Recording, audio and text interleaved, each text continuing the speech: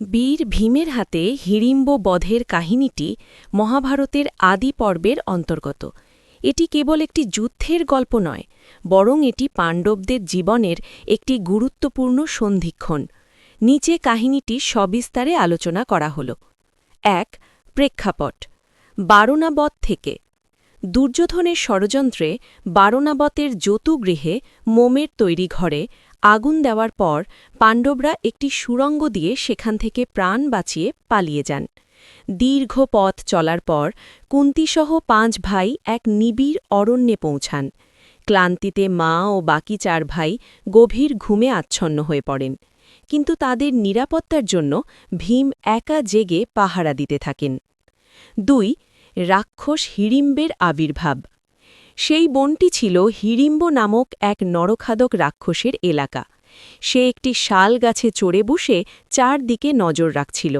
মানুষের গন্ধে তার জিভে জল আসে এবং সে তার বোন হিড়িম্বাকে আদেশ দেয় সেই মানুষগুলোকে ধরে আনার জন্য, যাতে সে তাদের মাংস দিয়ে ভোজ সারতে পারে। ৩. হিড়িম্বার রূপ পরিবর্তন ও প্রেম। হিড়িম্বা যখন পাণ্ডবদের কাছে পৌঁছায়, সে ভীমের বিশাল ও সুদর্শন চেহারা দেখে মুগ্ধ হয়ে পড়ে। তার মনে ভীমের প্রতি প্রেমের উদয় হয়। সে রাক্ষসীর রূপ ত্যাগ করে এক পরম সুন্দরী মানবী রূপ ধারণ করে এবং ভীমের কাছে গিয়ে নিজের পরিচয় দেয়। সে ভীমকে সতর্ক করে বলে, হে বীর, আমার ভাই একজন নরখাদক রাক্ষস, সে তোমাদের মারতে পাঠিয়েছে। তোমরা এখনই পালাও, নয়তো সে তোমাদের খেয়ে ফেলবে। ভীম মুচকি হেসে বলেন যে তিনি কোনো রাক্ষসকে ভয় পান না এবং নিজের ঘুমন্য ভাইদের ফেলে কোথাও যাবেন না। ৪. হিড়িম্বের ক্রোধ ও আক্রমণ। বোন ফিরতে দেরি করছে দেখে হিড়িম্ব নিজেই সেখানে উপস্থিত হয়। সে এসে দেখে তার বোন মানুষের রূপ ধরে এক যুবকের সাথে প্রেমালাপ করছে। রাগে উন্মত্ত হয়ে হিড়িম্ব চিৎকার করে বলে যে সে আজ বোনকেও হত্যা করবে। সে ভীমের দিকে তেড়ে আসে। ৫. প্রলয়ঙ্করী যুদ্ধ। ভীম পরিবারের ঘুমের ব্যাঘাত ঘটাতে চাননি, তাই তিনি হিড়িম্বকে জাপটে ধরে টেনে অনেকটা দূরে নিয়ে যান। শুরু হয় ভয়াবহ মল্লযুদ্ধ।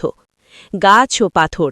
রাক্ষসটি বড় বড় গাছ উপড়ে ভীমের দিকে ছুটতে থাকে, কিন্তু ভীম খেলনার মতো সেগুলো ভেঙে ফেলেন। মায়াবী যুদ্ধ। রাক্ষসরা সাধারণত রাতে বেশি শক্তিশালী হয় এবং মায়াবী শক্তি জানে। হিড়িম্ব নানা মায়া বিস্তার করলেও ভীমের অমানুষিক শক্তির কাছে তার নতি স্বীকার করে। পরিবারের জাগরণ। যুদ্ধের প্রচণ্ড শব্দে অর্জুনসহ বাকি ভাইদের ঘুম ভেঙে যায়। অর্জুন সাহায্য করতে চাইলে ভীম তা হাসি মুখে প্রত্যাখ্যান করেন এবং বলেন এটি তার জন্য সামান্য খেলা মাত্র। ৬. চূড়ান্ত পরিণতি। ভীম রাক্ষস হিড়িম্বকে শূন্যে তুলে কয়েকবার পাক খাইয়ে সজোরে মাটিতে আছড়ে ফেলেন। এরপর তার মেরুদণ্ড হাঁটু দিয়ে চেপে ধরে এমনভাবে মোটকে দেন যে রাক্ষসটি আর্তনাদ করে প্রাণ ত্যাগ করে। এভাবেই বনের আতঙ্ক হিড়িম্বের বিনাশ ঘটে। কাহিনীর পরবর্তী অংশ। হিড়িম্বার মৃত্যুর পর কুন্তি এবং যুধিষ্ঠিরের অনুমতি নিয়ে ভীম হিড়িম্বাকে বিবাহ করেন। তবে শর্ত ছিল, যতক্ষণ না সন্তান জন্ম হয় ততক্ষণ ভীম হিড়িম্বার সাথে থাকবেন এবং দিনের বেলা পাণ্ডবদের কাছে ফিরে আসবেন। তাদের এই মিলনের ফলেই জন্ম হয় মহাবীর ঘটকোচ্চের, যার মাথা ছিল ঘোড়ার মতো এবং চুল ছিল না, তাই নাম ঘট উৎকচ। এই কাহিনীর গুরুত্ব। ১. ঘটকোচ্চের জন্ম।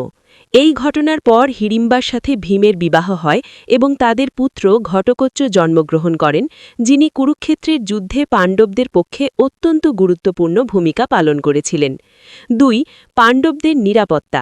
হিড়িম্বকে বধ করার ফলে বনের এক বড় বিপদ দূর হয় এবং পাণ্ডবরা সেখানে নির্ভয়ে থাকতে শুরু করেন। ৩. ভীমের মানবিক দিক। এই কাহিনীতে দেখা যায় যে ভীম যেমন কঠোর যোদ্ধা, তেমনি হিড়িম্বার অনুরোধে তিনি নমনীয়তাও প্রদর্শন করেছিলেন। ভীম ও হিড়িম্বের এই রোমহর্ষক কাহিনী থেকে আমরা জীবনের বেশ কিছু গুরুত্বপূর্ণ শিক্ষা পেতে পারি। নিচে সেগুলো আলোচনা করা হল। ১. জীবনের কঠিন সময়েও মনোবল হারানো উচিত নয় এবং দায়িত্ব পালনে অটল থাকতে হয়। ২. প্রতিপক্ষ যত বড়ই হোক না কেন, নিজের উপর বিশ্বাস থাকলে তাকে পরাস্ত করা সম্ভব। ৩. কারো বংশ বা পরিচয় দিয়ে তাকে বিচার না করে তার গুণ ও কাজের মূল্যায়ন করা উচিত। ৪.